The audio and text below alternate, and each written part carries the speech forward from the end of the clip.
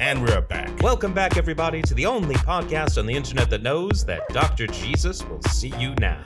And we know that because we are doctors. Not doctors. I'm Dr. Silverstein. I'm Dr. Armshaw. And on this week's episode of Doctors Not Doctors, we will be discussing the ongoing quagmire in Iran, the U.S. blockade, the threats to both food and the globe, and what comes next. Mm-hmm. When we talk about the UK, we can only talk about Lord Mandelson and how he continues to create the worst of the worst problems for the Prime Minister. Mm-hmm. Turning to Hungary, not the feeling, but the country, we are going to discuss the ouster of Viktor Orban and the entry of Peter Magyar.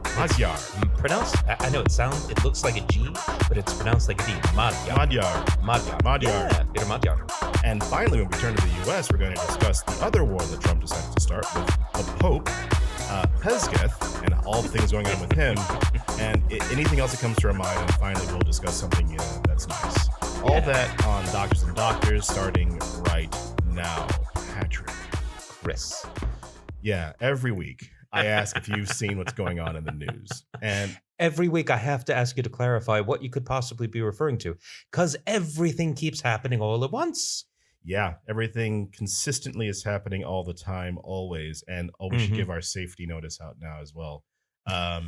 As you'll hear this week, we are actually sitting across from each other as opposed to online. Allergies have ravaged both of us. Yes. But only one of us can take pills to sort it out. We'll let you figure out which one. Mention in the comments. We'll set up a poll. It's going to be great, you guys. Don't forget to like and subscribe. Yeah. So let's start with Iran. That's one of the things I was talking about in the news. So after last week's episode, as usual, just before we stop the recording, we always look at our phones now just to make sure nothing had happened. And I think, unfortunately, about 12 hours after we had stopped recording, the United States, I think a day or two later, decided to instill its own blockade on the Straits of Hormuz. Yep. Because Donald Trump appears to be operating under the incredibly important military strategy of anything you can do, I can do better. Well, I wouldn't say better. I wouldn't say better either. Because when Trump decided to activate this blockade on the Straits of Hormuz, we were kind of in the middle of this ceasefire talk, which of course collapsed. Of course. Because, J.D. Vance said they were in Tehran for 21 hours, or they weren't in Tehran. Sorry, they were discussing. they were in Pakistan, I think. Thank you. They're in Pakistan, discussing with the Iranians, which is the first time that an American official of that level has been discussing anything with an Iranian official. Yeah, it's a real breakthrough moment since the 1970s. Yeah, but will it be a Nixon goes to China moment? Or will it be the disaster that it's already playing out to be? Yeah, I'm going to put my money on that second one there, Chris. Yeah, it's a bit ridiculous, but J.D. Vance and I think this was still the little kid and the boy who doesn't know what the hell's going on. Witkoff and Kushner and these guys are going off to debate. Or sorry, not debate. I keep on saying that to discuss how to solve the war that they started. Yeah, just having a fun little excursion, just the bros hanging out, talking about, they don't read their briefs, so they don't really know what they're talking about. But, I'm sure they're having fun. Well, yeah, I mean, it's cool to play diplomat. I mean, look at us. I mean, it must get really boring being rich. So now they can try to do something that they think is going to help. Those talks fell apart, and then not too long afterwards, there was a blockade across the Strait of Hormuz instigated by the United States. Now, that would be two blockades. That would be the Straits of Hormuz were closed by the Iranians on one side, and then the Americans had said no Iranian ships can get out. Yeah, and no ships that have transited through Iran's ports, which is great because the only way to get past the Iranians is to stop at one of their ports to pay the bribe. But if you stop at the Iranian ports to pay the bribe, then America is going to stop you. And that's great because that means that literally no one can get through. Well, some people can get through. Apparently, there was a couple of ships that got through that were flagged in landlocked nations, and they turned out to be sanctioned ships. Which is fun. Which, because they didn't fall under the aegis of the American blockade, those ships are allowed to pass by. So just the ships that America has sanctioned are allowed to go. This is working out great. This is just a brilliant strategy. I see no problems with this. 10 out of 10. Yeah, I mean, again, another win for the Trump administration in trying to control the Straits and trying to, I guess, bring it into the war. Now, in the interim between the time that America has instigated this blockade and today, the Straits were briefly opened. Yeah, I think from God, was it this morning? I think so. Yeah, from this morning or maybe even last night, the Straits were opened, and I think they're only open for about 12 hours, and it's actually gone really, really poorly. There's been reports of shots fired and attacks upon tankers that were trying to go through the Straits.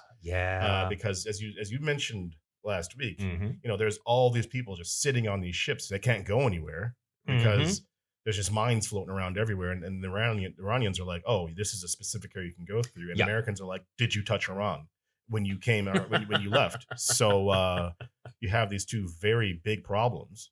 I mean, it's just, here's the thing, right? Is that so Donald Trump announces that they're going to be blockading the Strait of Hormuz, blockading all Iranian ports, right? Yeah. And what is this going to do?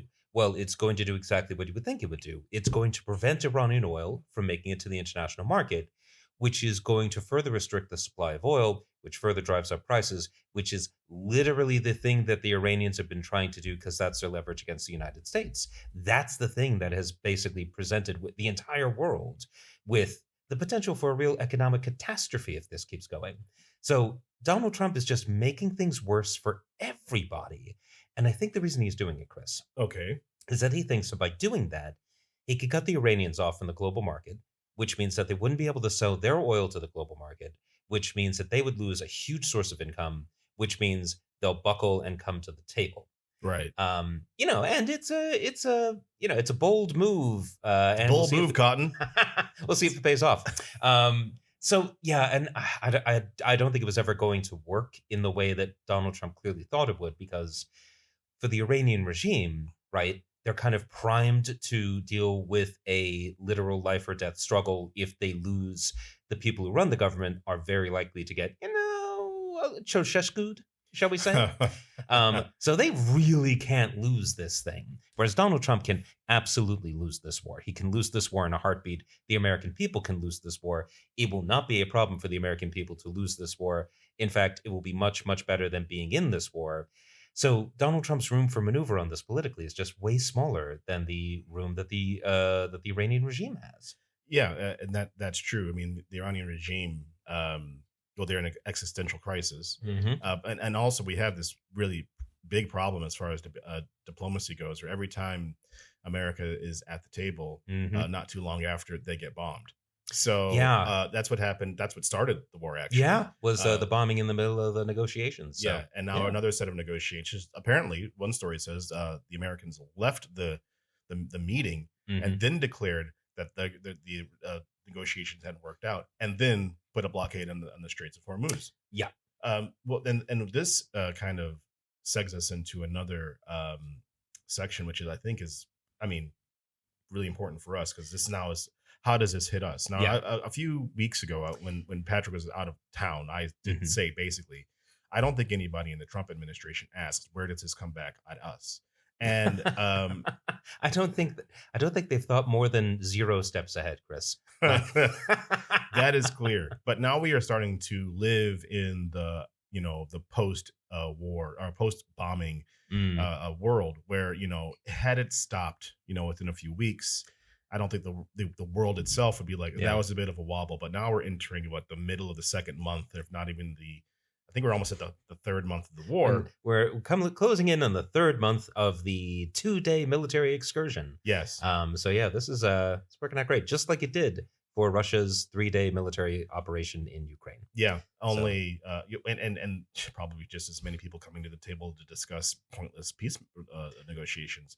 Yeah. But things that have happened in the UK that we've been talking about for the past few days are food and fuel shortages. Yeah, so that's fun. That's fun. That's great. Because what's really great about this, Chris, is that the United Kingdom has no role in this stupid war. Did not start it, is not participating in it, and is apparently the most susceptible to the negative impacts of it in the developed world. Yeah, it's unique. Well, we're not the most. the most susceptible are the Southeast Asians, who have already had to go to 4-day weeks. They've already had to stop using air conditioning. They're declaring national emergencies because most of their oil comes from Iran or from that area. Yup. And they have been without it for almost 3 months now. Yeah. And so what it comes down to, I'm obviously not an oil expert. I listen to people and I'm telling you what I've heard. It's about the ability to store oil. So in the in kind of the UK context, one of the issues that's going on right now is the fact that there's not enough jet fuel. Oh, so there's only about 6 weeks left of jet fuel in Europe. Well, that seems like a problem. But the UK, is kind of uniquely is not in a great place for it because the UK has over the past several decades reduced its capacity to refine oil into jet fuel. So we here need a lot more of it just shipped in. So there are conversations not really about canceling flights, but it's about how is this going to work around Europe? It's going to make things more expensive. That it absolutely and more difficult. And then it gets even worse when it comes to food because fertilizer comes from the Middle East and the things you need to make food comes from the Middle East. Yup. So there's and we've mentioned this before in the show, that there are farmers around the world who are staring down the barrel of a planting season where they don't have access to enough fertilizer, or where the fertilizer they do have access to is much more expensive. And I don't know if you know this about farming, people, but farming is not like an incredibly there's profit in it basically, but it's the kind of situation where the profit margins are thin. So if you really spike up the prices of inputs in farms, by necessity, they're going to have to pass those costs on to consumers and to the purchasers of food. And that means we're all going to pay for it. So not only are we looking at food shortages, we're looking at much more expensive food for the food we can get.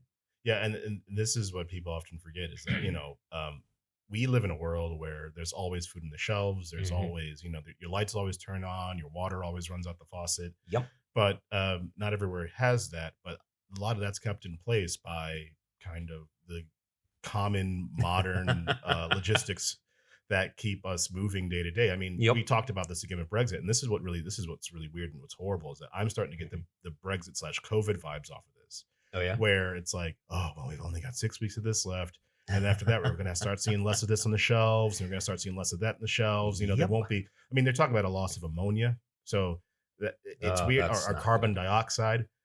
So you need carbon dioxide and ammonia are kind of big deals in making bacon because you just killed pigs. Yep. And also beer and other carbonated drinks. Yep.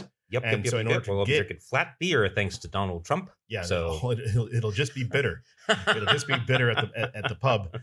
Room temperature beer, which is super awesome. I'm really looking forward to those weird farts. Yeah. So there's that. I think we'll end with this though. What comes next? I mean, God, that is the ultimate question here. Like, so okay, Donald Trump puts the stupid blockade on, right?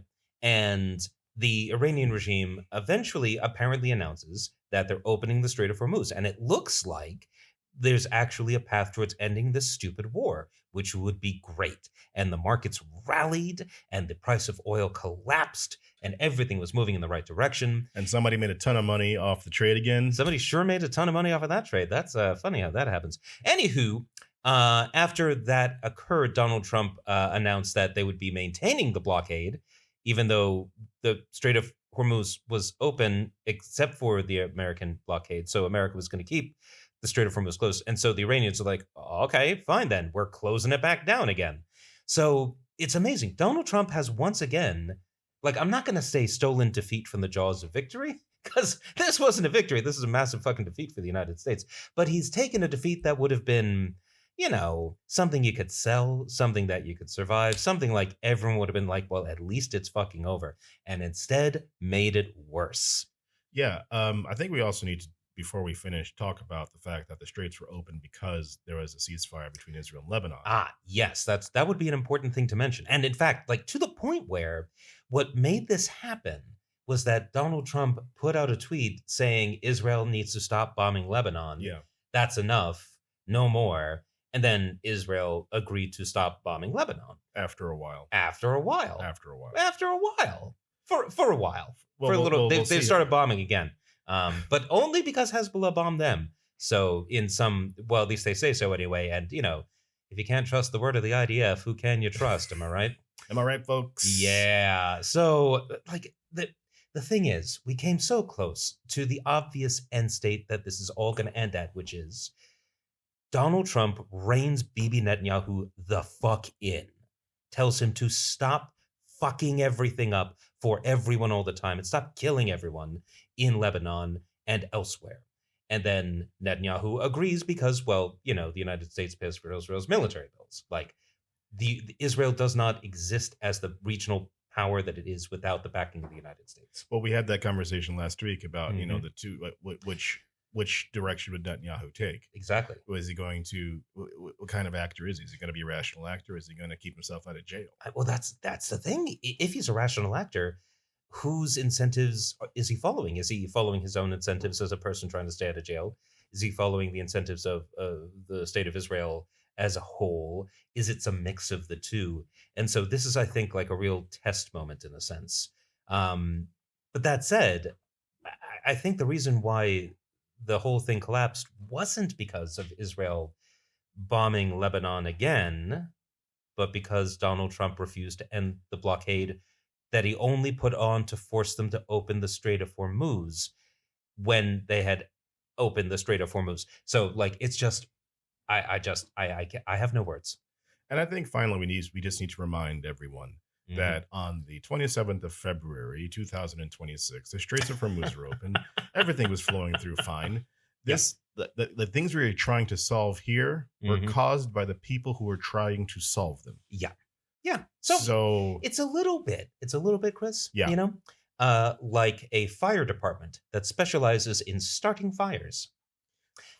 Sets a fire, and then arrives and says, "Hey guys, we'll put out that fire that we started if you give us money." Like ancient Rome. Like ancient Rome. Yeah. I was gonna say ancient Rome. I thought they did something similar in the 18th century, 19th century. That is America. very much that. Anytime you privatize the fire department, what you're doing is saying, "Hey, arsonists, it's time to make a lot of money." Arsonists, your time have come. Yeah, exactly. So we're going to take a little break, and then we'll come back in just a second talking about, everything fine that's happening here in the UK. Woohoo. And we'll be right back.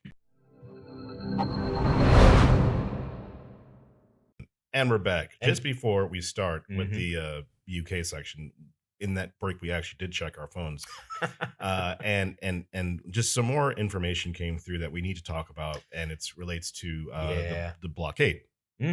So, according to the Wall Street Journal, and this is a very recent story that has literally just come out to my knowledge, the U.S. military is preparing to board Iran-linked ships in coming days, officials say, which is just one of those great headlines you really look forward to reading when you're trying to figure out what the hell's going on in this world of ours. And this raises an issue. And this, honestly, this goes in pretty nicely with our discussion of what the hell comes next. Yeah. Because let's say, Chris, that you are the People's Republic of China. Yeah. And let's say that you really need oil on account of you do. So you're trying to import it from Iran, right? You have no sanctions against Iran. You have no dog in this fight. No. And you agree to give Iran $2 million to get your tankers through, right? $2 billion. No, Is it 2 million? It's $2 million. It's $2 million. Wow. It's very, very reasonable prices, my friend. Very reasonable prices. Wow. Yeah. So, you pay your $2 million and you have your ship. It's going through the Strait of Hormuz. And then all of a sudden, the United States Navy demands that they pull over and surrender all of that oil that you need to keep your economy running. Yeah. How would you take this, Chris? Well, I think I would take it laying down, let America do what it wants, because Really? capitalism is king. But capitalism is where you spend money to buy products and services. And here you're being prevented from buying the products and services by a dude who's like, nah, man.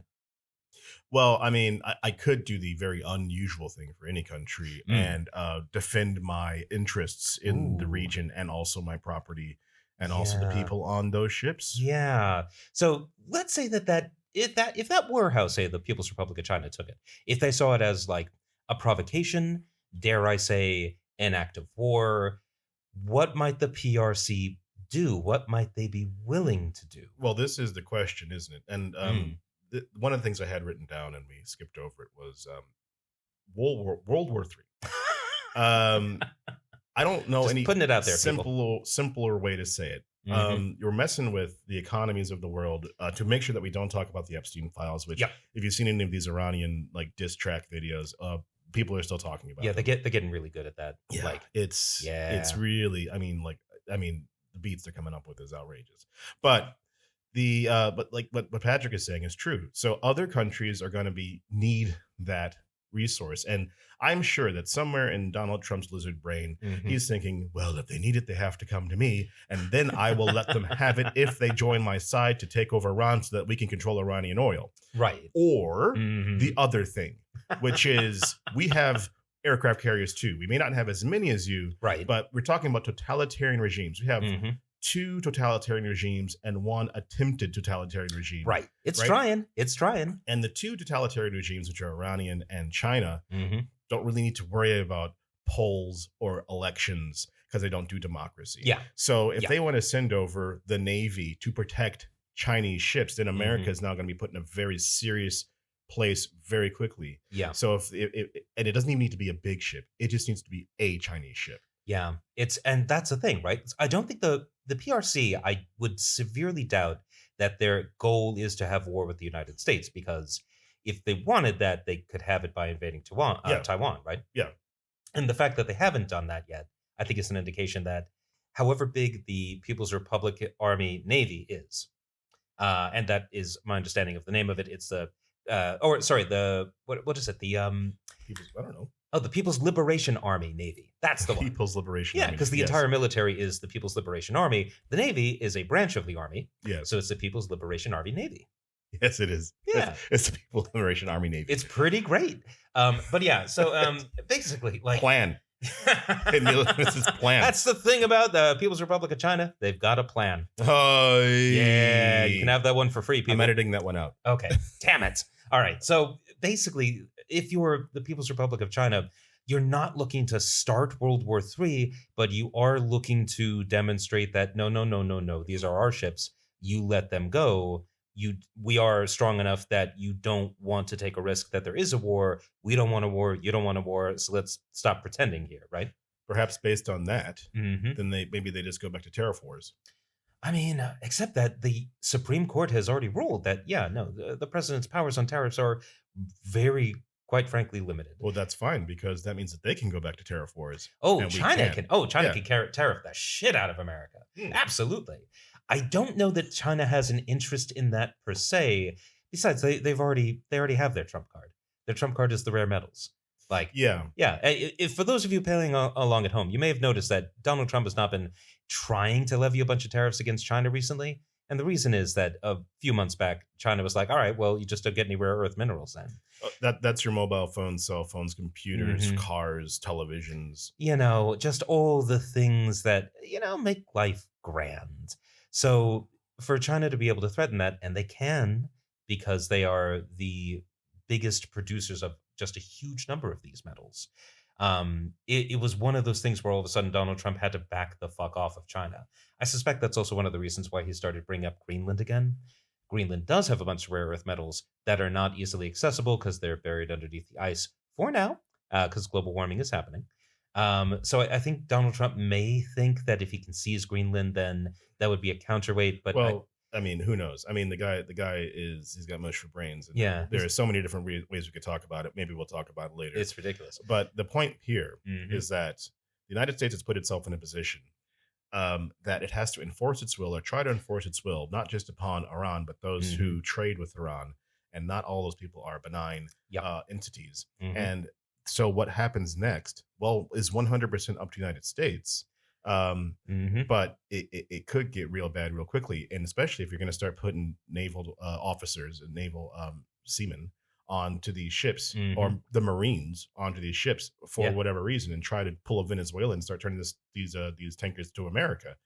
I think we leave it there.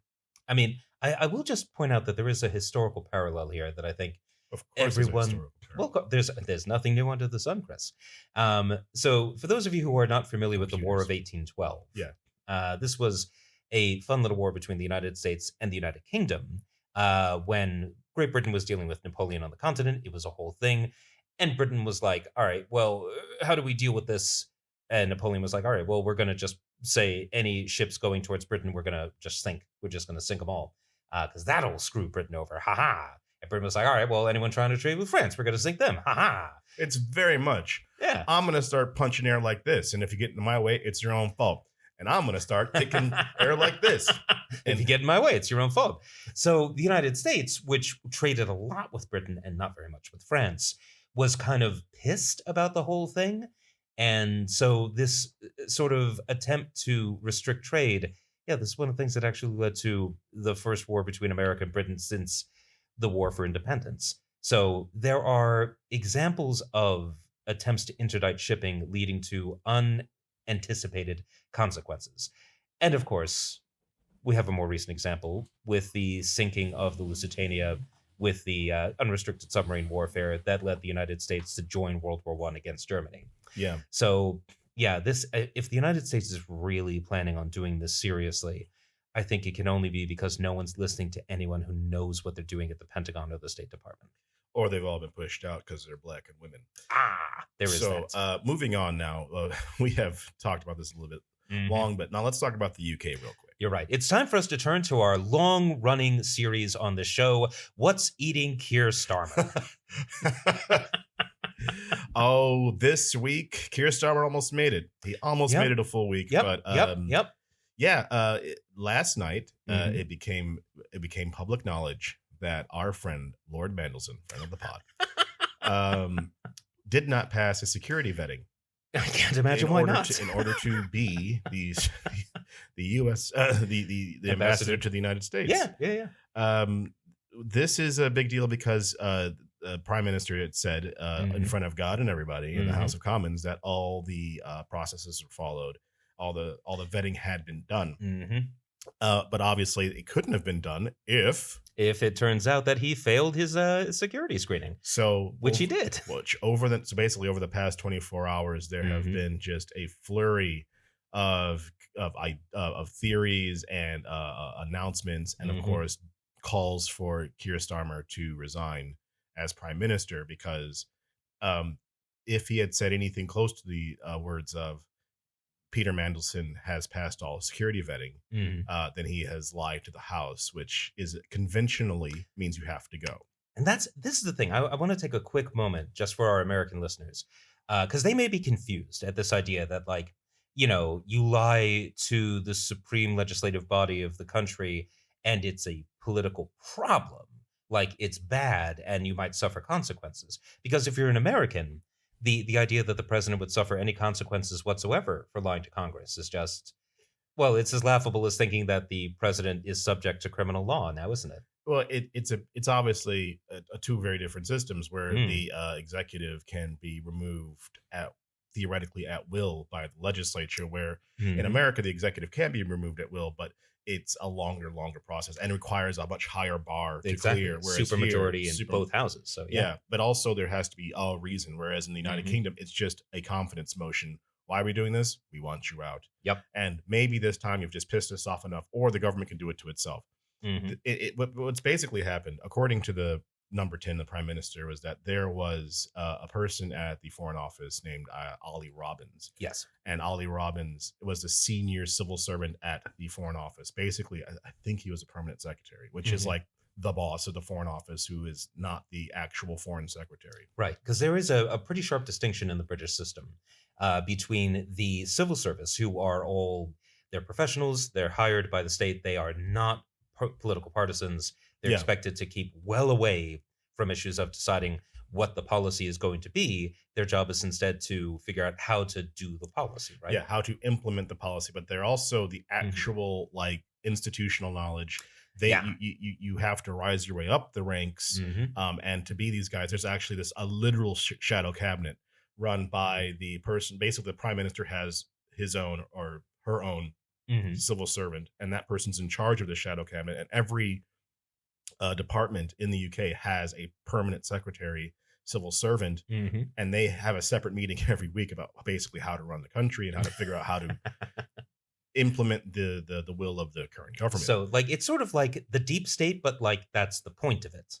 Oh well, yeah, because the UK's system is so transitory that you could. I mean, we've already had 2 justice secretaries, 2 home secretaries, Yep, that's 2 foreign secretaries. I think I mean foreign secretaries, Mm-hmm. and that's only in the first 18 months of the of this term. Yeah. So basically, what seems to have happened is that Sir Ollie Robbins, in his position, had a unique ability to override the security vetting procedures of the UK state. Mm-hmm. And so he was able to say, oh, well, listen, I know he didn't pass it, but that's okay. We're going to give him a bye. But also, according to number 10, not tell any minister above him that this was happening. And this is where people are starting to say, well, wait, hold on. But this is the thing about the UK. All right. There's a lot of individuality once you get up to the very top. Like they have a lot of fiefdoms. The chancellor has a lot of fiefdoms. They're like, what's the chancellor going to do? Because the prime minister has this kind of overarching fiefdom, which is the country. But you have the chancellor, the exchequer, that's the treasury, that's under her control. The foreign office, there's like these great offices of state, which I believe are it's treasury, foreign office, and one other maybe. Is defense one of them? I think it's actually home office. Maybe it's either home office or defense. But there's these like 3 great offices of state, and they basically have a lot of autonomy in creating their policies, and you don't actually have a lot of time to create your policies. So there is a chance that this person just didn't have to tell the prime minister, and they have been putting that line out there, and to the point where they've sacked Oliver Robbins. Ollie Robbins has been sacked. He's no longer had the confidence of the prime minister. I understand he is rumored not to be pleased with this result. No, obviously not. And over the next few days, I think he's supposed to be talking to the House Select Committee. That's right. And this is the interesting thing. So this is a bit of wonk stuff, but that's why I listen to this podcast. Basically, if you're a civil servant, you have to get the permission of your minister in order to speak in front of a select committee. Right. But Ollie Robbins is now a person. Yeah, he's been fired. And so the House of and Parliament has a lot more powers to compel an individual to say things. It's more complicated than America, but it does exist. So I think everybody's going to have all ears on what this guy is saying, because there's only really 2 options here. Yeah. Either he was thrown under the bus, or he just didn't tell anybody, and he just was flying under his own command. Right. Off on a frolic of his own, if I can use the phrase. Yeah. And it's a huge deal because this Mandelson appointment has been obviously the albatross around the neck of the prime minister since the Epstein files came out. Yeah. But apparently, this comes from John Sopel, who is one of the guys who does the News Agents podcast. Okay. Apparently, he says that the person who will be at the new head of the Foreign Office is named Karen Pierce. Okay. Now, you may not know her name. All right. But she had a job before this. Did she? Yeah. Ambassador to the United States. And she was removed to have Mandelson put in place. So the person who lost her job to Peter Mandelson and created this giant shitstorm may be put into the Foreign Office because of Peter Mandelson. This is just, I mean, he's the gift that keeps on giving. Specifically, keeps giving things to Jeffrey Epstein. Which is kind of the trouble in the first place. But like, my God. So, okay, just thinking through this a little bit. Keir Starmer, his story is that he knew nothing about what was going on with his own permanent secretary, which is deeply, deeply embarrassing. He is the prime minister. He should know what the hell is happening in his own government. I mean, the fact that this is his line of defense, it's almost more believable because it shows shaming, you know? Yeah, it's a lot harder. I mean, there is this duality where people are expected to have a total and complete understanding of everything under their control, while also at the same time, there are a lot of parts of government that you won't know about. Yeah, but there's a difference between like not knowing, what they're going to be serving for lunch at the, House of Commons, cafeteria next Thursday, and not knowing that the permanent secretary underneath you has given Lord Peter Mandelson a bye to allow him to become the ambassador to the United States, despite his known connections to the most notorious pedophile of the last 20 years. Yeah. So, like, I think it just all comes down to the fact that he shouldn't have been put in the position, and this was really the only outcome that was going to happen for putting a person like Peter Mandelson in such a high level of the British establishment. I mean, what the hell did you think was going to happen when this guy? He's just he creates chaos wherever he goes. Yeah, I mean, it's like they went out and said, okay, you know what? We have a bunch of apples here, but you know what we don't have is a rotten apple that we can throw in there to spoil the whole bunch, And so they found the rotten apple, and they were like, we're going to put him in. So it's amazing to me, because the best case scenario here for Keir Starmer, right, is that he had no idea, and Ollie Robbins decided to give a pass to Peter Mandelson without telling Keir Starmer, because presumably he knew that that's what Keir Starmer wanted, and he was just like working towards the Keir. Well, like, maybe, right? but that's like, I think that's part of the way. I don't know how that system works, but it'll be very helpful if literally you could say, I cannot possibly understand or know what you're doing, but it will help me. Yeah. So there's another thing here that says that apparently this is from Sam Coates at Sky News, who said that Ollie Robbins had not given Mandelson the highest security clearance. Which, again, I mean, good. Well, which means that they obviously knew that yeah. something was happening and something wasn't right, and therefore he won't be seeing the most dangerous of stuff, the most serious of stuff. But again, why would you put a man like that as the ambassador to the United States if he can't know what's going on? And if you can't trust him, maybe don't trust him. Yeah, if he's not trustworthy, then what the hell is he doing there? Yeah. And sure, there's a lot of people who are probably in positions because of their smarminess. But God, I mean, this thing is just the shit that won't flush. Yeah. And so, okay. Now, a lot of people are asking, does this mean the end of Keir Starmer? Is this the end of his premiership? Is he going to be forced out? And I think the answer is no, not yet. I have a theory about why that is. I'd like to hear your take on the situation first. Oh, gee, thanks. Okay. Now, obviously, Kimmy Badenoch has called on him to go. Anna Sarar, the leader in Scotland, called on him to go many weeks ago by himself. Just putting that out there. He was a premature anti-Starmerite. Yes. So, yeah. But I think that despite there will be many calls for him to go, I'm sure the party, I don't think the Labour Party is going to do anything right now. There's an election in like 3 weeks. And that is the big thing, isn't it? Yeah. Because how is this election shaping up for the Labour Party, would you say, Chris? Yeah, it's not looking good. The polls around the UK have them not winning in the devolved legislatures of Wales and Scotland. Those are just polls, obviously. And I don't know how things are looking in the council elections, of which I will now be voting. But Hooray. yeah. But welcome to the party, pal. I'll give you a little anecdote here. In my particular council, the Labour Party has every seat, or had every single seat in my council. I think it's our council, actually. Yeah. In our council, the Labour Party had every single seat up until about 2 years ago, where the Green Party got 4. Yep. So that's the dominance of the Labour Party, specifically around London, and they are the largest party that, as far as councils are concerned. So, I mean, I don't know if they're gonna. I mean, we're talking about thousands of seats. I don't know if they're gonna lose like hundreds of seats or thousands of seats. I would suspect that they're going to lose hundreds. I mean, generally speaking, like by local elections in the middle of a parliament are generally not super kind to the party in power. No, especially not when the party in power is losing favorability, and when the prime minister is deeply unpopular, and when the Labour Party has basically spent its time in power doing everything it can to piss off its own voters in the desperate and fond hope that somehow it can woo back reform voters who it seems when given a choice between Labor and Reform, the Reform voters would like to vote for Reform, please. Which, or Green.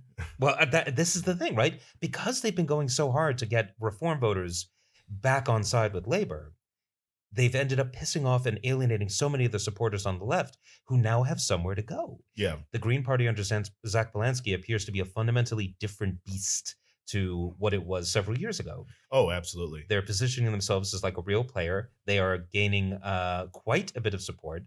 And so there's a real question of whether or not they're going to end up sort of taking Labor's place as the main party of the center left.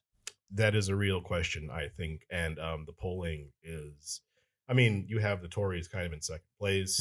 I think the Greens might be in third.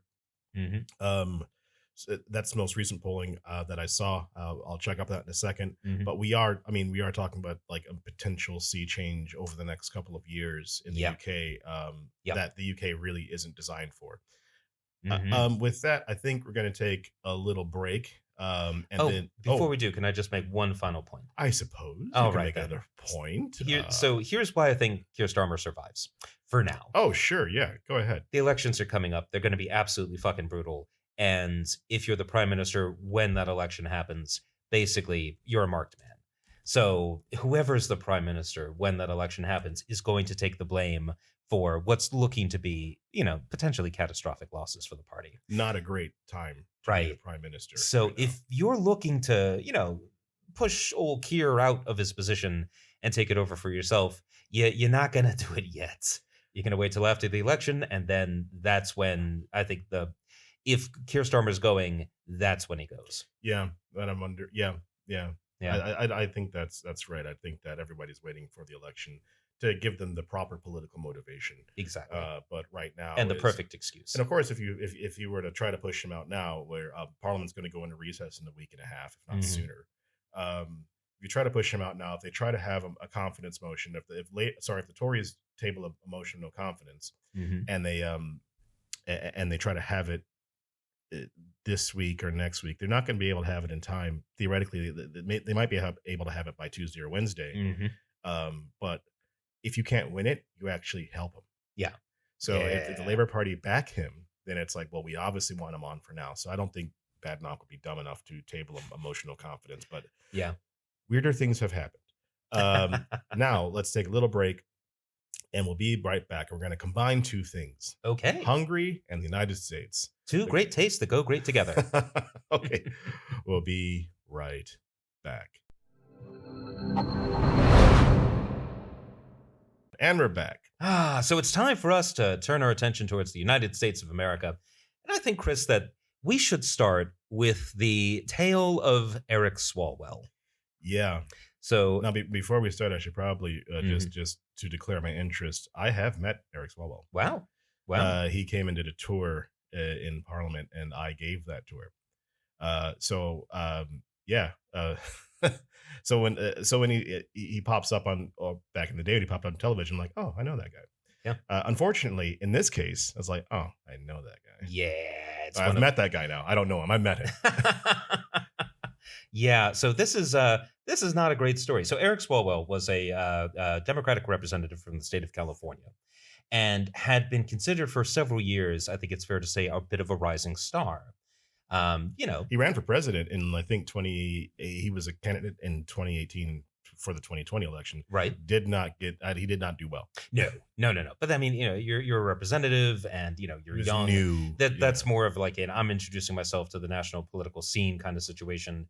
And in the current election that is going to be happening for the governor of California, Swalwell had been running. So looking to move from the U.S. House of Representatives to the state house. This is the kind of thing you do when you have presidential ambitions. And I think it's fair to say that Eric Swalwell absolutely had emphasis in the past tense there. Yeah. Presidential ambitions. Because while he was leading a very fragmented pack on the Democratic side in California, he also has been accused, apparently quite credibly, by more than one person of having committed rape. Yeah. So this is big. So I think there's a few things we could sort of say about this, right? On the one hand, it does, I think, tell us something about the Democratic Party in the United States right now. That when confronted with a rising star who, is the front runner for being the governor of the state of California, who's been credibly accused of rape, that the party's response was not to cover it up, was not to try to say, well, let's wait and hang on until all the information is out there. We don't want to prejudice any investigations.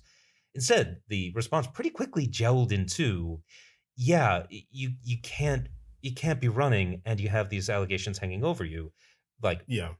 stop your campaign immediately, resign from Congress. Oh yeah. Deal with this, and if you're innocent later on, great, but like also if you're not, screw you. Yeah, it was an instant Mhm. reaction from the left. Yep. Because I remember the first I really heard of it was a post that he posted on Instagram, Yeah. saying that he's going to fight the charges and they're not true, this, that, and the other. And the top quote was from Dean Withers, who is he's the kid who does the debating. He's one of the debate kids who's like Right. left wing debate kids. Yeah, Young okay. left wing debate kids. All right. He's not the one who's on CNN. But he's always probably on your Facebook feed or your TikTok feed or whatever. Okay. All right. And he's just like, resign now. If you're innocent, you can come back later. And Yep. I'm like, that was his instant response. I'm just like, wow. Yep. Because I didn't know anything about it at the time. So I Mhm. was like, that's just instant. And then as you go down and down the list, you're just like, you need to go, you need to go, you need to go, you need to Yep. go, So And the thing is, it's so obviously the right call, because you can't be running for office with this kind of allegation hanging over you. And the thing is, it might be unfair in some sense of like, you're innocent and an allegation's been made, and that means you have to drop out of your race. But like, electoral office isn't your fucking like it's not your property. You don't own it. It's a thing that you compete for with other people. You have no claim on it. So if you don't get it this time because of something like that, well, then that's what happens. yeah. Yeah, So- I get what you're saying. Yeah, there is like in this particular case, like the proof, and obviously a video has now come out with Eric Ooh. and another person just fooling around with the person. I don't know who this person is. Yeah. All right. But it's floating around. I think Newsweek has it. Mhm. Obviously, this information was in someone's hands. Yep. And it has come out now. Yep. And there are questions about the timing. Yep. Because he was at the top. I believe he was at the top of the fractured race. Right. But I think just the weight of the charges and obviously the receipts that were along with it. Yep. I think the person who made the accusation was a former staffer. Yep. And I think basically, I say roofies were involved. Yeah. No, the allegations are really serious and they appear credible. And like, Yeah. I don't think, based on what I've seen here, that he's completely innocent. I don't think that can be the case given what I've seen. And and also I think Yeah. that the immediate reaction of the left Mhm. is one that means that they were that everybody was almost instantly like, okay, it's finally come out, time for you to go. Yeah. Somebody's finally put the information out there. So I mean, that'll be him. Yep. You Yeah. don't come back from it, and he's got to go to court now, and he'll have to be. I don't know if he's been officially charged with anything, but he's been accused of something. Yep. If he is charged, he'll go to court, and we'll see how it goes. I mean, I think the official stand here has to be he's been accused. I hope that those accusations are investigated. If those investigations reveal, reasonable cause to bring charges, I hope charges are brought. And if there's enough evidence to convict, I hope he is convicted. Yeah, and I think this is also a knee-jerk reaction, really, to how the right has dealt with it, because the MAGA side of it would just be, they elected a fucking rapist president. There's a knowing convict. that he was a rapist. And I should make clear, not a criminally convicted rapist, but a judicially adjudicated rapist, because I'm sorry, forcing your fingers inside of someone, maybe it's not rape officially because you didn't use your penis, but that's rape. Donald Trump is a rapist. And he's a 34 count felon and all this other, and everyone's just like, yeah, well, that's just the guy that he is. And I don't even believe that. And if I did, it's okay. Yep. And obviously, even with this week with Trump putting a picture of himself up as Jesus, I will repeat that. Trump put a picture of himself up as Jesus. He sure did. And I've seen on Sky went to America. They went to a bunch of Catholics in a Trump voting district. And the guy's like, well, he shouldn't have done that, but I still support him all the way. I'm like, wow. I'm like, hang on, guy. Wow. Hang on, guy. Right? Like, so you're not Catholic, you're Trump. You're MAGA. You're not a Catholic. Like, and it brings us to our next topic. Our next topic, of course, is Trump's war with the Pope. Because that's a phrase that we say now. Yeah. You're at war with Iran and the supreme leader and the Ayatollah, who is a religious leader. And so he's not good enough to have that side of the spectrum. He also needs to get the Christian side of the spectrum by going to war with the leader of 1.2 billion Christians. Like you do.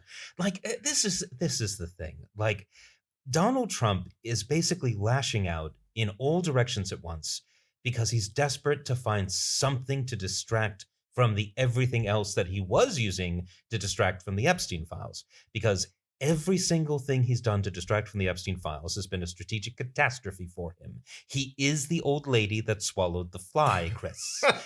I don't know why she swallowed the fly. I would finish the rest of that phrase, but I fear that the FBI would start knocking. Yeah, we can't do that. So exactly, right? So yeah, now we'll long live the eternal president. Indeed. Hail, hail, hail. He is the world bestriding colossus of our age. Sits upon the golden throne. Who is now in a war with the Pope. So like, how do you even start this conversation? Like, basically, the Pope, who is from Chicago. Yeah.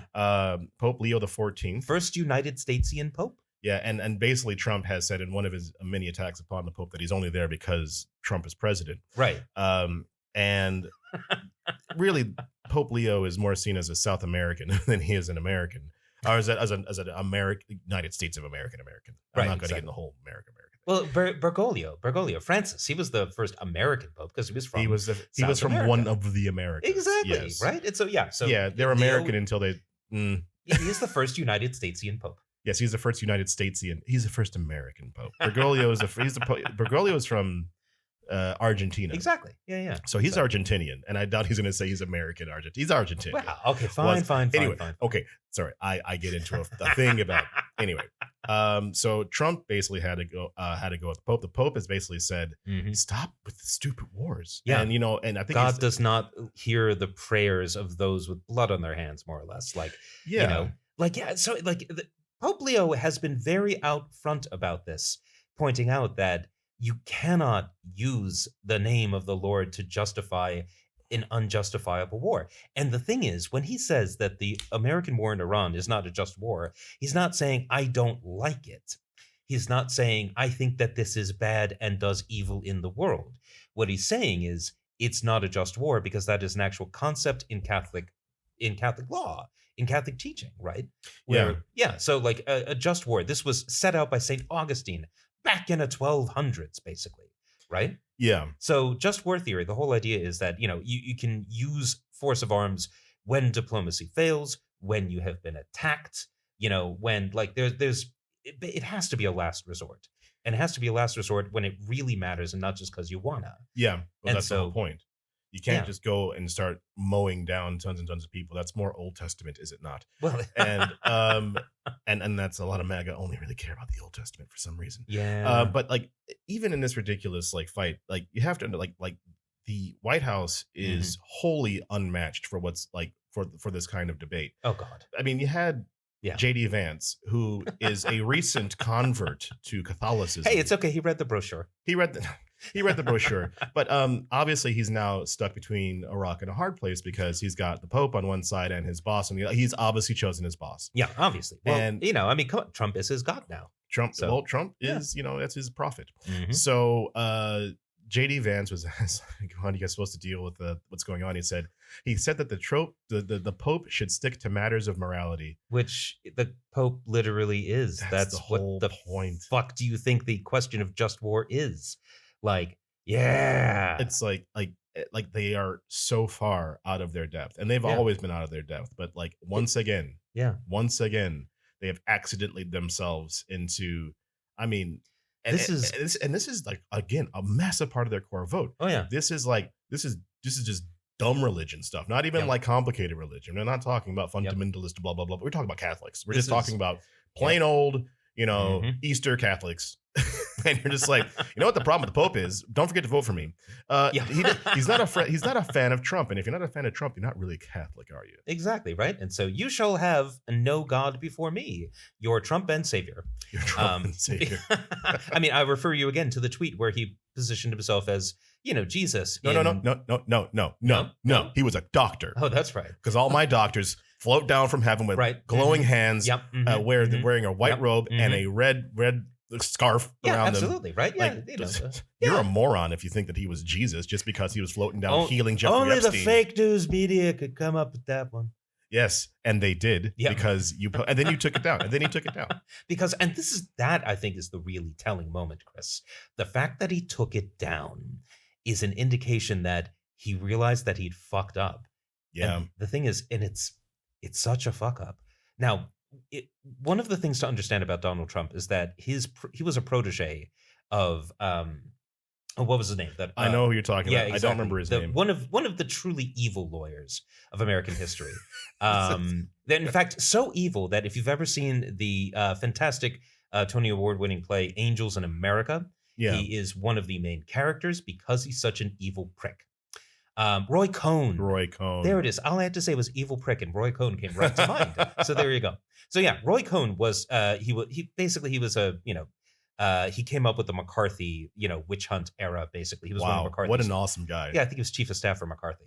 Right. So he was a total bastard. What a horrible person. Right from the start, horrible human being. Ooh, he looks like a horrible person as well. Oh yeah, no, he was really he was instrumental in maintaining basically he was instrumental in getting Ronald Reagan elected, and then even though he was literally dying of AIDS, was doing his best to make sure that the AIDS crisis was not dealt with. Just a horrible human being, because he was like, I'm rich, even though I am gay, it does not matter, because I am rich and I can just be above all of this, and I can get the experimental drugs and I don't care about anybody else. Of course, yeah. So Donald Trump was his protege. And one of the things Roy Cohn was very famous for having taught Donald Trump was this: never apologize, never explain, always attack. Yeah. If someone hits you, you hit back harder. There is no walking a statement back. Yeah. That's anathema. Yeah. So for Donald Trump to have to take down that tweet, that's an indication that the old playbook isn't working. Well, yeah, I mean, and you've also again, you dove into one of a huge, massive portion of your MAGA coalition, and it's much bigger. I think, as we always talk about, there's the grifters, there's the conspiracy theorists, and there's then there's the others, and a lot of the others are religious, Christians, and to portray yourself as God. It's pretty much the first no. It's literally when you want to keep those guys. Yeah. The very first commandment is, I am the only God. You shall have no other gods before me. Right? Yeah. If you're breaking the first commandment, you're really kind of fucking up there. Yeah. That's pretty egregious. He's making it harder for his followers to follow him, but we are now able to see who will follow him no matter what. Mm-hmm. I think, speaking of the Bible, we should, as we often do. Yes, we often do. I think we should take a moment to just read from the Bible. Yeah. I think we should read from Ezekiel 25:17. Oh, I think that's a really fascinating idea, Chris. Made famous, obviously, not by the Bible, but by Pulp Fiction. The path of the righteous man is beset on all sides by the inequities of the selfish and the tyranny of evil men. Mm-hmm. Blessed is he who, in the name of charity and goodwill, shepherds the weak through the valley of darkness. Mm-hmm. For he is truly his brother's keeper and the finder of lost children. Mm-hmm. And I will strike down upon thee with great vengeance and furious anger those who attempt to poison and destroy my brothers, and you will know my name is the Lord when I lay my vengeance upon thee. You know what I love about that quote? Yeah. Not real. Ah, really? You know who doesn't know that? Is it Pete Hegseth? It's Pete Hegseth. Hey! Pete Hegseth. Hesgeth. Hegseth? I will never pronounce it right. He's a Seth with a Heg. Seth with the Heg. That's I'm how I call remember him PDH. The actual quote is Tipple McWhiskey. Tipple McWhiskey. And I will execute great vengeance upon them with furious rebukes, and they shall know that I am the Lord when I shall lay my vengeance upon them. Mm-hmm. So to to flesh out this thing, apparently Yeah. PDH was in the Pentagon, uh, talking about a Bible quote, and I think he was putting an airman in the place of Ezekiel. Yep. And I think he was trying to be light about. I think this is a person who was lost in Iran. Right, yeah. And which, again, the United States military was able to recapture a downed American, well, not pilot, but, guy who sits behind the pilot and controls the weapons system. So, close enough. I'm going to call him a pilot. Weapons officer, I believe. Right, the weapons officer. But they got him out. It was a big thing. It will almost certainly be made into a major Hollywood movie, coming soon to a theater near you. And I will watch it. It will probably be pretty good. That said, whoever plays Pete Hegseth is going to have to be really good at being the stupidest man alive, because he literally reads out a prayer that is not a prayer, that he now owes royalties to Quentin Tarantino. So it's incredible. It's just incredible. I think that, again, for a party that claims to be so religious, that claims to be so pious, you can't do that, especially if you're the Secretary of Defense. I mean, war.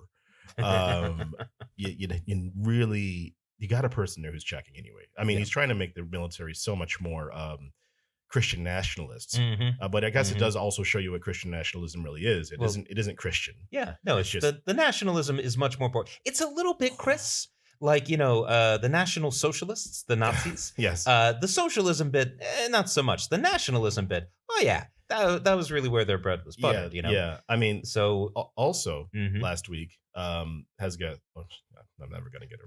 Do it. He spent a lot of time blaming the journalists and the media for not covering the war right. This is what he's been doing for the past 3 months of the war. It's like, why aren't you? Here's some ideas. Here's what you should be saying. War going great. Everyone loves Trump. I mean, he didn't really say that, but that's kind of the vibe that he's giving. I read some of his comments, and honestly, that is not a bad gloss, Chris. I think that's a perfectly fair paraphrase. He's just like, why are you not giving us a better review of the war that we started that we didn't need to start? Yeah. Because if we all remember, if you cast your mind back to last year, the nuclear program was gone because That's true. It was blown away by the United States of Israel. Yeah, the Donald Trump and Pete Hegseth were very clear that there was no nuclear program because they had blown it up. Yeah, but now they said we have to go in there to stop them from having a nuke. Yeah. So which way they're right about to get, Chris. They're totally right about to get that nuke. Yeah. Like any day now. Any day. Boy, those Iranians, man, they got a real work ethic. Well, I mean, and they just have so much hidden stuff. And P.S., by the way, there's ongoing discussions between America and the U.S. America and Iran right now about how they're going to fix this deal. One of the things that apparently might happen is the unfreezing of money, something in the range of, I believe, $20 billion. Yeah, 20 billion. That's billion with a B. The Obama deal was for $1.9 billion and a lot of oversight and no nuclear weapons until the 2030s. Yep, no enrichment without incredibly strict oversight. Yeah. So this is what America is dealing with, and that's just some of them. But I think we need to end with two good stories. Do we have two good stories, Chris? This week we have two good stories, yes. I am so surprised as well. All right. I think we turn now to Hungary, which we talked about, in the break. And last week we ended our podcast talking about the election that was happening the day before. We're recording this on the 18th of April, which is a Friday. So on last Sunday, there was an election in Hungary. I think you should talk about the election, Patrick, because you were the one blowing up my phone. I have been following it with considerable interest.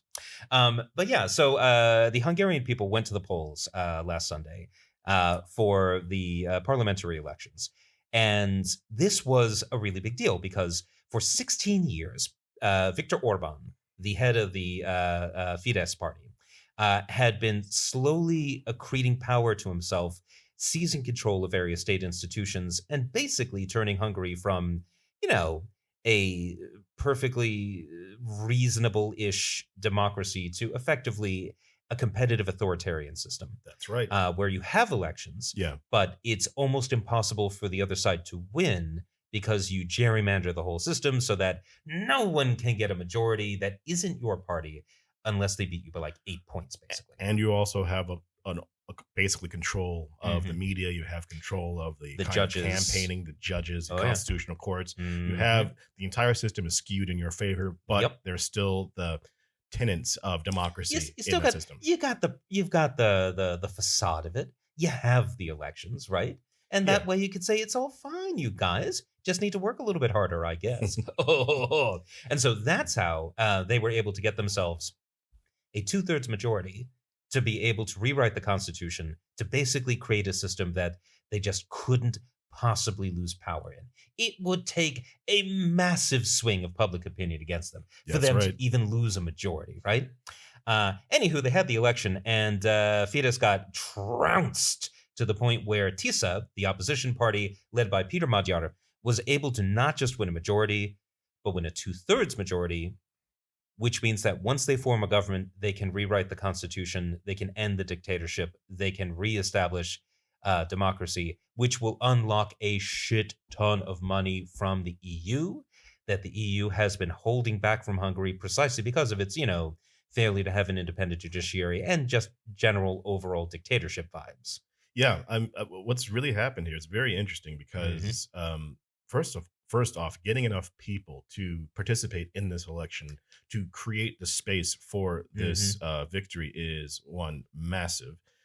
Because it's kind of like if we were to take it in American terms, getting enough people to vote for the Democrats, both in the House of Representatives and in the Senate, to enough numbers that you could impeach the president if you want to, that you could start initiating constitutional amendments if you wanted to. America is obviously way different, but getting people to do that here was huge because Peter Magyar he isn't this big liberal candidate. No, he's just kind of pro-European, still conservative, a former member of Fidesz. Yes, he doesn't have a squeaky clean history. He's not a squeaky clean guy. No, but he didn't run as being a squeaky clean guy. He ran on, these corrupt motherfuckers are destroying the country and stealing our democracy, and it's time for everyone to band together and boot them the hell out.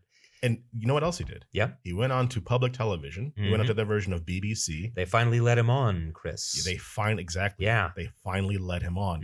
And when they let him on, he's like, this is over. Yep. I think he spent all of last week going up to the people who were propping up the competitive authoritarian regime of Viktor Orban and saying, well, you're done. He went to the president. It's like, you're done. Yep. You're done. He went to their version of the BBC and said, yeah, you're done. And they're like, whoa. He's like, I have not been on this station from before. I've never been on this station. Yeah. You didn't even have me on during the election when my party had such a huge supermajority of support that we were able to seize 2/3 of the parliament in this election. Like, nobody saw him on state television. Yeah. Like that is everything you need to know, right? Yeah. It's kind of like a Democrat on Fox News. It's kind of like you have Jess Tarlov on Fox News, right? Yeah. But like she's like their one. Yeah. Right. You're not like, how often are they interviewing or having very serious conversations, not just the kind of gotcha conversations with somebody who was, MAGA, or even if you take Fox News, because I know sometimes Pete Buttigieg gets on there and he's quite good at it. Yeah. But let's say like News Nation, OAN, if you go down the chain of the MAGA, the MAGA sphere, the full on, not even pretending to be even handed or fair and balanced or whatever. Yeah. So that's what's happened here. And it's huge because now there's this opportunity, but this is the problem. Yeah. Like even like will people just kind of say, it's been done, let's move on, punch was served? Because you need to stay active and vigilant. That's true. Because the people who were benefiting from Orban, they're not gone. Well, a lot of them are going to be, though, because, again, TISA now is a 2/3 majority. They can rewrite the Constitution, Chris. Yeah, but the people who were benefiting from his rule,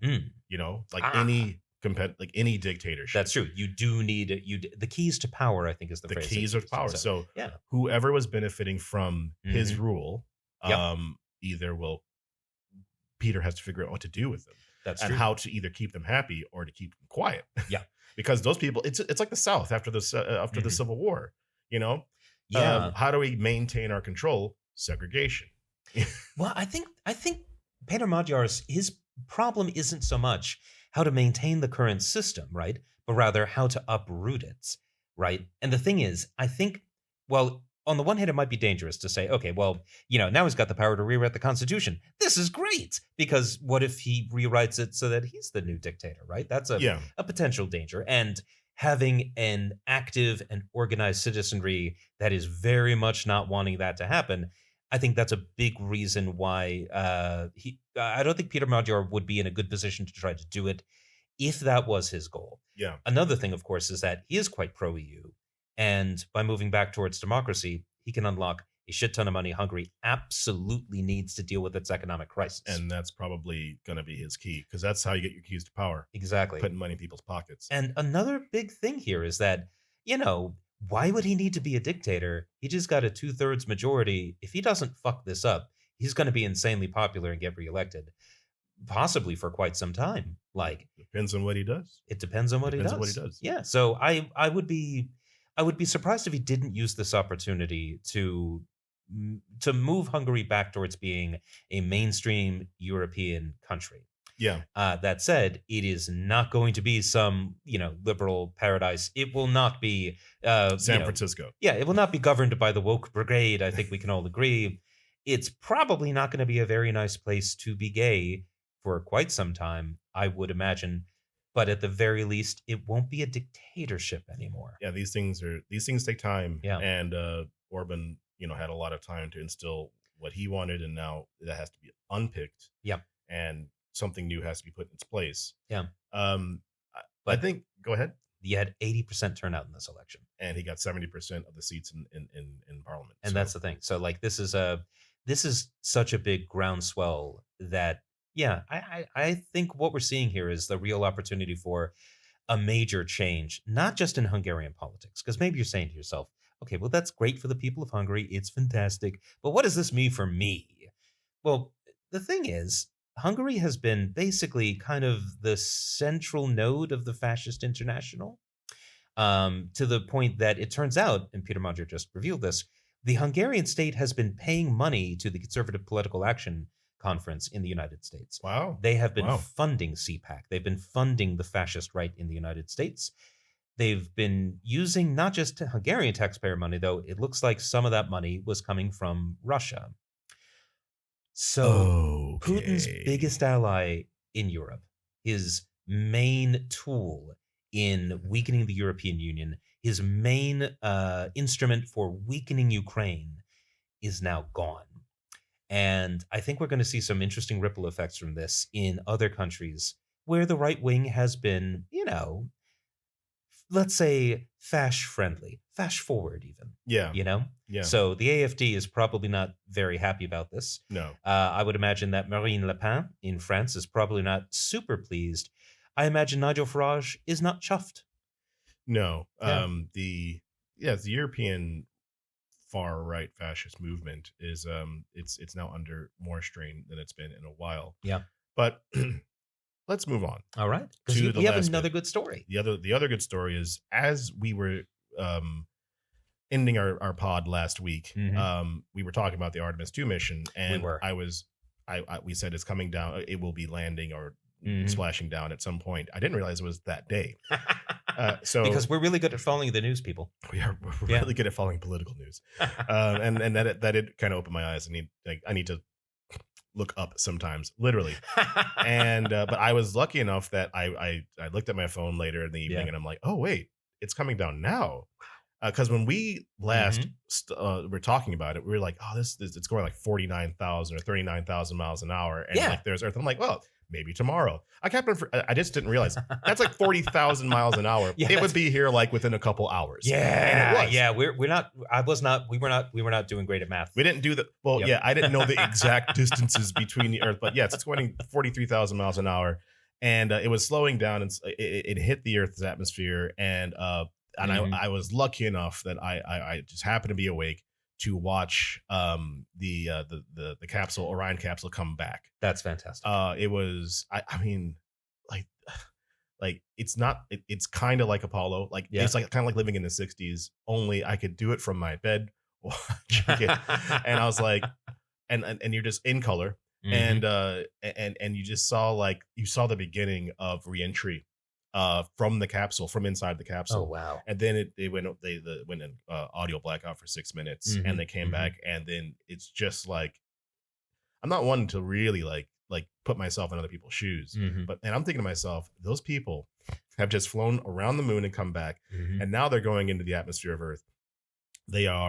They've gone through the atmosphere. They survived that because the first Artemis capsule had a lot of issues with the seat shield. It sure did. So everyone's all like, this is the big, obviously it's always the biggest one, but they're like, holy shit. And then they came through like, yes, there they are. Yep. But they're still falling like a stone. Yep. and you're just like, oh, wow, that is really dropping. Yep. And you just see this thing with 4 people in it. And you're like, luckily, as I said before, I played Kerbal Space Program. So automatically I knew there were going to be shoots that pop out, and the first shoots pop out, and then the second shoots pop out. I'm just like, this is the height of technology. Yep. Like, I was always a fan of the shuttle. I know the shuttle was squirrely to fly, and it was, it was not, it was meant to be one thing, and it turned out to just to be, a bit of an ornament. And it really helped, but it was also really, really difficult. And that's why I went back to the Apollo style capsules. Exactly. But the capsule came down safely, landed almost bullseye. I think it was within a mile of where it was supposed to land. That is outstanding. Big up to Catherine Goebbels / Johnson, if you know who that is, who was who was a mathematician and one of the first people to do that stuff by hand. Yep. And we're still using that stuff today. Yeah. And the Navy was there, picked everybody up, although it took a while because I think one of the radios didn't work at the end. And but it took about an hour for them to get back to Earth. And now when you get back to Earth, these people have been in space for 10 days. Their bodies are all like weird because there's no gravity. Yep. And they haven't been able to walk for a while. So, but they all got back. They're all super happy, and I'm glad. And it shows what we can do when we put our minds to it, work together in the right direction. Yeah, I have to say, like, to think about what it is that these people have done. They've gone up on a gigantic fucking explosion. It's called a rocket. Well, it's a controlled explosion. That's why the things are down. But it is an explosion. It's a massive explosion, right? And they rode that explosion through the entire atmosphere out into the vast darkness of space, where it's just death. It's the opposite of life. It is everything is trying to kill you, because it's literally nothing is alive there, right? No, there's nothing there. In a tiny little tin can, to circle the moon, to take readings of it, to be able to see parts of it that we have not seen with our eyes, really, right? Like, it's absolutely incredible. And the fact that they were able to do all of that and come back on the basis of math is an incredible thing to reckon with. Because that's what we do as a species. We do math even without thinking about it. Yeah. And when we do it right, we can do amazing things. Yeah. Because everything is in motion. Yep. Except for this podcast, which ends right now. Thank you for listening. And as always, I'm Dr. Silverstein. I'm Dr. Armshaw. We are doctors. Not doctors. Good night.